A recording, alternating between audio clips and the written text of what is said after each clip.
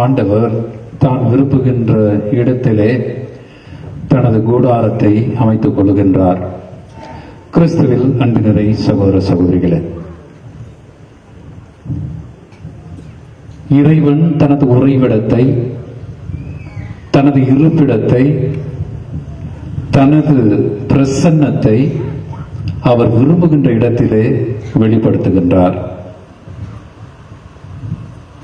எங்கெல்லாம் அவர் விரும்புகின்றாரோ,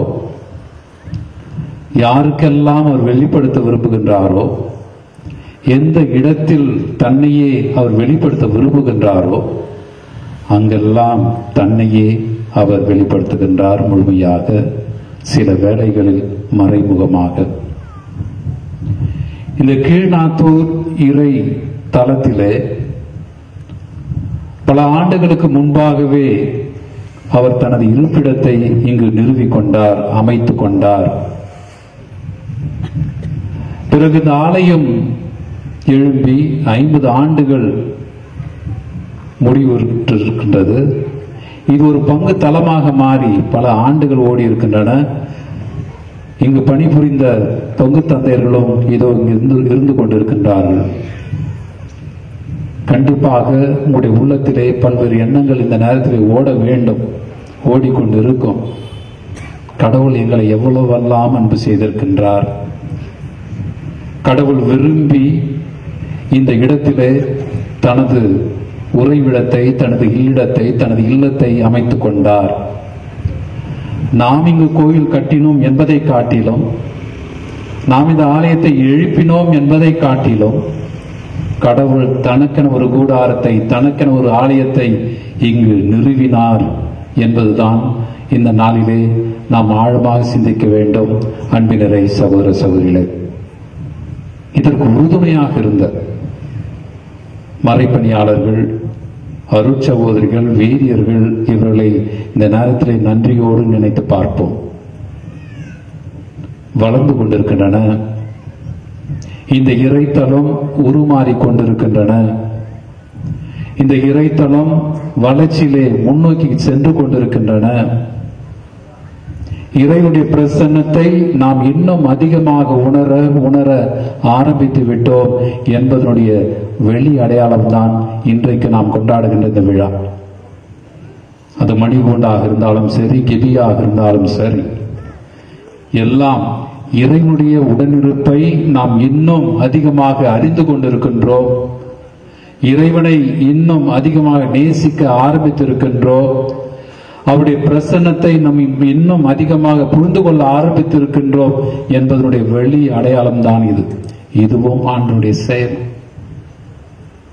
இதுவும் நான் உங்களோடு இருக்கின்றேன் என்று ஆண்டவன் உங்களுக்கு உறுதியிட்டு சொல்லக்கூடிய ஒரு வெளி அடையாள செயல்.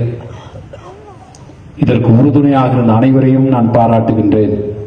பங்கு தந்தை மற்றும் அருட்சகோதரிகள், அவர்களுக்கு தோள் கொடுத்த அனைத்து உபகாரிகள், நீங்கள் அனைவருமே இறை திட்டத்திலே, இறைவனுடைய அந்த பிரசன்னத்தினுடைய வெளிப்பாட்டிலே அதிகமாக பங்கெடுத்துக் கொண்டிருக்கின்றீர்கள் என்பதனுடைய வெளி அடையாளம் தான் இது.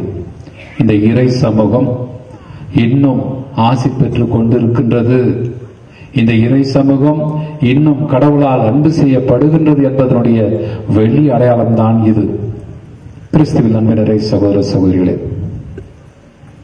வெறும் கட்டிடம் மட்டும் அல்ல ஆலயம்.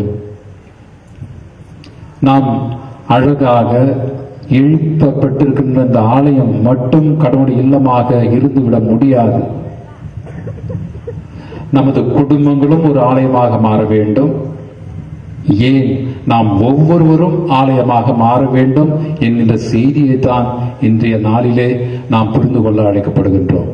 அனைவரும் சேர்ந்து இறைவனை வழிபட, இறைவனை நேசிக்க, இறைவனுக்கு நன்றி கூற இந்த ஆலயம் பயன்படுத்தப்படுகின்றது.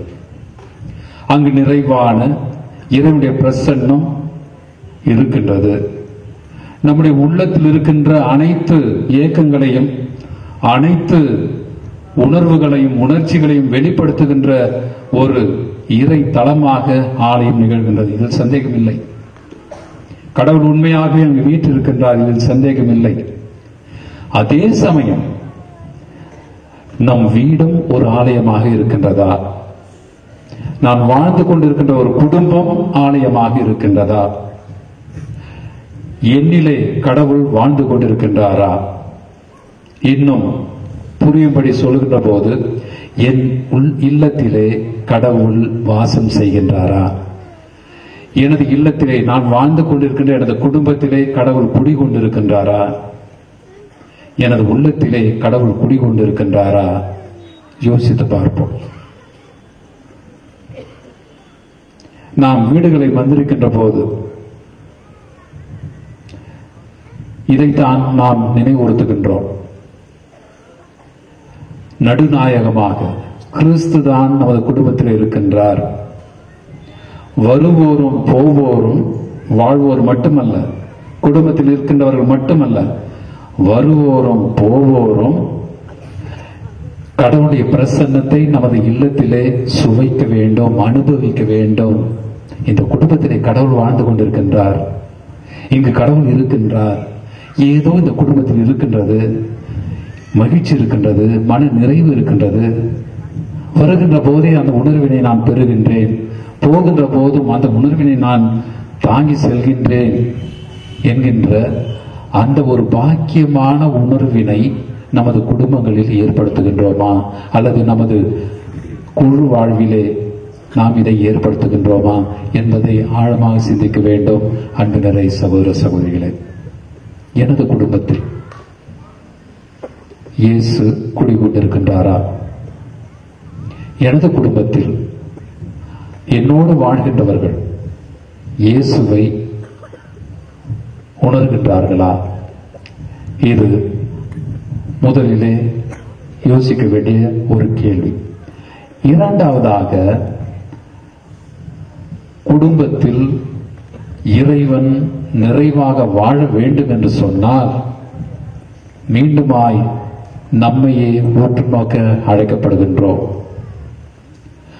ஒவ்வொருவரும் இறைவன் வாழ்கின்ற ஆலயம், கோவில்.